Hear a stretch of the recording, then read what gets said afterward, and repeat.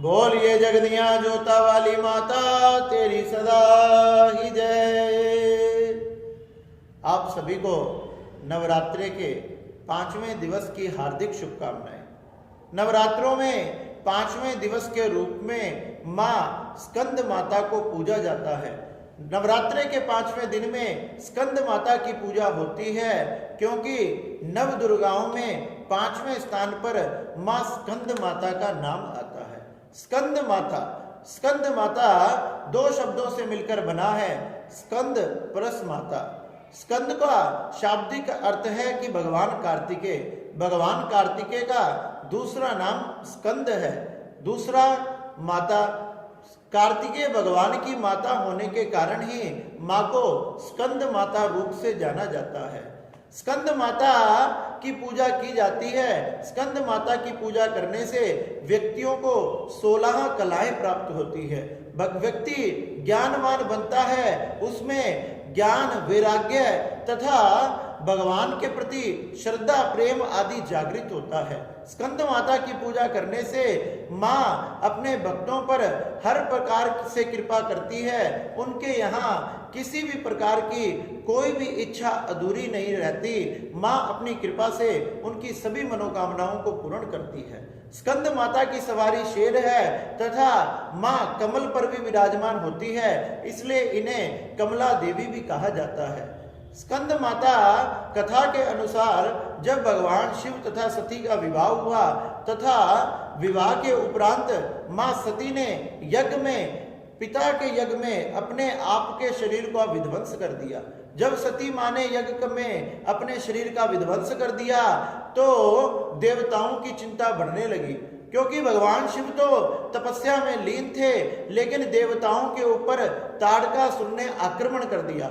जब ताड़कासुर ने आक्रमण कर दिया तो सभी देवता ब्रह्मा जी की शरण में पहुंचे कि हे ब्रह्मा जी हमारी रक्षा करो। ब्रह्मा जी उन्हें लेकर भगवान नारायण की शरण में पहुंचे। हे नारायण भगवान, अब आप ही कोई रास्ता बताए, आप ही हमारी रक्षा करें।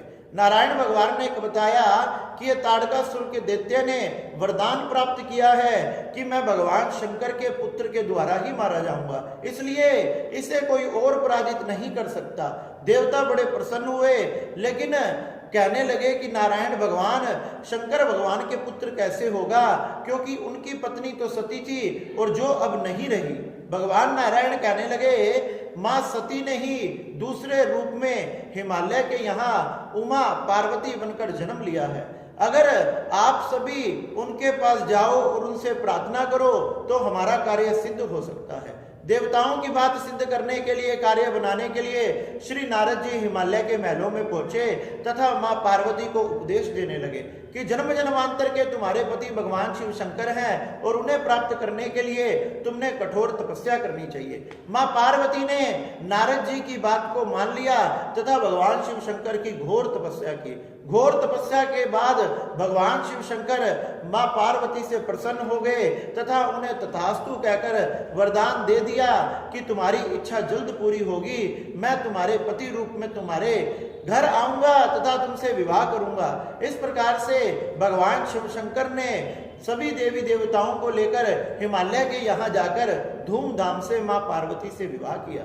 जब शिव तथा पार्वती एक दिन कैलाश पर्वत पर विराजमान थे तो सभी देवताओं ने सोचा कि इनका पुत्र अभी तक नहीं हुआ और ताड़कासुर का चारों तरफ कोलाहल मचता जा रहा है। ताड़कासुर बड़ा पाप चारों तरफ फैला रहा है, अब क्या किया जाए। उसी समय देवताओं के कहने से अग्निदेव भगवान शंकर तथा पार्वती के सामने पहुंचे कि हे भगवान शंकर, आपके पुत्र कब होगा, हम सब स्वर्ग से निकाल दिए गए हैं। उसी समय भगवान शंकर तथा पार्वती में से एक तेज प्रकट हो गया जो बड़ा ही शक्तिशाली था। जो तेज अग्नि को सौंप दिया गया कि इसे झील के पास ले जाओ। अग्निदेव जैसे ही उसे ले जाने लगे तो वो तेज इतना शक्तिशाली था कि अग्निदेव भी उसे अपने पास रख नहीं पा रहे थे। अग्निदेव ने उसे गंगा जी में डाल दिया। जैसे ही गंगा जी में डाल दिया, वो तेज इतना शक्तिशाली था कि गंगा जी भी उसे सहन नहीं कर पाई। गंगा जी ने उसे बाहर सरकंडों पर डाल दिया। जैसे ही सरकंडों पर डाला गया, उस तेज के 6 भाग हो गए और वो 6 भागों में से 6 बालक प्रकट हो गए। जैसे ही 6 बालक प्रकट हो गए, ब्रह्मा जी ने देखा कि ये किसका बालक है जो रो रहा है, विलाप कर रहा है। जब ही ब्रह्मा जी ने 6 कृतिकाओं को उनकी सेवा करने के लिए भेजा, 6 कृतिकाओं ने उन 6 बालकों की सेवा की तथा एक गुफा में रहने लगी। एक दिन भगवान शंकर तथा पार्वती अपने नंदी पर सवार होकर वहां से जा रहे थे, तो वहां से जाते हुए मां पार्वती के हृदय में वात्सल्य उमड़ आया। आज मां के मन में ममता जागृत हो गई। मां के स्तनों से दूध टपकने लगा। मां ने पूछा कि हे भगवान शिव शंकर, इसका क्या कारण है? भगवान शंकर कहने लगे कि तुम्हारा पुत्र यहाँ से थोड़ी दूरी पर है, इसलिए तुम्हारे मन में ममता जागृत हो रही है, स्तनों से दूध टपक रहा है। जैसे ही मां पार्वती ने सुना कि मेरा पुत्र, अब तो मां पार्वती से रहा नहीं गया। मां दौड़ी दौड़ी उन कृतिकाओं के पास गई और कहने लगी कि हे कृतिकाओं, मुझे मेरा पुत्र प्रदान करो। कृतिकाएं कहने लगी कि देवी, हमने इसका लालन पालन किया है। मां पार्वती कहने लगी कि यह मेरा पुत्र है। आप तो आपने एक मां की तरह इनका पालन किया है, तो आप ही एक मां के दुख को समझ सकती हो, इसलिए कृपा करके मुझे प्रदान करो। जब देवियों ने वो पुत्र मां पार्वती को प्रदान कर दिया, मां ने उन देवियों के नाम से ही इनका नाम रखा कार्तिकेय, जिनको दूसरा नाम स्कंद कहा गया, तथा उनके 6 मुंह हो गए तथा उनके शरीर को एक कर दिया गया। इस प्रकार से मां ने भगवान स्कंद को, भगवान कार्तिकेय को अपनी गोद में बिठा लिया, अपनी गोद में बिठा लिया और कैलाश पर्वत पर गई। भगवान स्कंद धीरे धीरे बड़े होने लगे। मां ने उनका खूब लालन पालन किया, खूब अच्छी शिक्षा दी, तथा सुंदर समय आने पर कार्तिकेय भगवान ने मां के कहे अनुसार तपस्या को किया। तपस्या कर कर महान शक्तियों को प्राप्त किया, तथा फिर उस ताड़कासुर नामक दैत्य पर, जो इसका स्वर्ग पर राज हो चुका था, उस पर आक्रमण कर दिया। भगवान श्री कार्तिकेय को, भगवान श्री स्कंद को देवताओं का सेनापति बना दिया गया, और देवताओं का सेनापति बनकर जब स्वर्ग पर ताड़कासुर पर कार्तिकेय भगवान ने, स्कंद भगवान ने आक्रमण किया, तो देखते ही देखते कुछ पल में ही ताड़कासुर का वध कर दिया। अब तो चारों तरफ शहनाइयां बजने लगी, बाजे बजने लगे।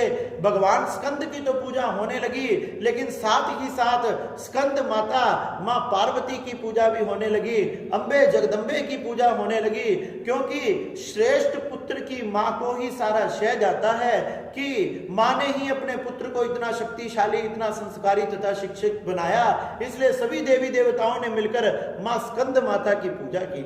इसलिए नवरात्रि के 5वें दिवस में मां स्कंद माता की पूजा की जाती है, जिनकी पूजा करने से व्यक्तियों को सभी प्रकार की मनोकामनाएं पूर्ण होती है, तथा उनके पुत्र, उनकी पुत्रियां, उनके बालक, उनका वंश सभी संस्कारी होता है, माता पिता की आज्ञा को पालन करने वाला होता है, तथा शत्रुओं का दमन करने वाला होता है। जो अपना संसार में अपने नाम को मां की कृपा से ऊंचा करता है, व्यापार आदि में सब में वृद्धि करता है। इसलिए नवरात्रि के 5वें दिवस में मां स्कंद माता की पूजा की जाती है। मां के मंत्रों का जाप करें, मां का भजन करें, तथा मां का कीर्तन करना चाहिए।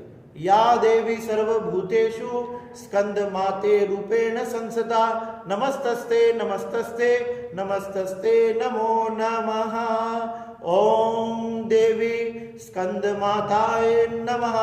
इस प्रकार से मां के मंत्रों का उच्चारण करें, मां का ध्यान करें, मां का भजन करें, और अपना नवरात्रि के 5वें दिवस को मां स्कंद माता के रूप की पूजा कर कर, उनके चरणों का ध्यान कर कर दिन व्यतीत करना चाहिए। बोलिए जगदियां जोता वाली माता तेरी सदा ही जय। जयकारा शेरा वाली दा, बोल साचे दरबार की जय।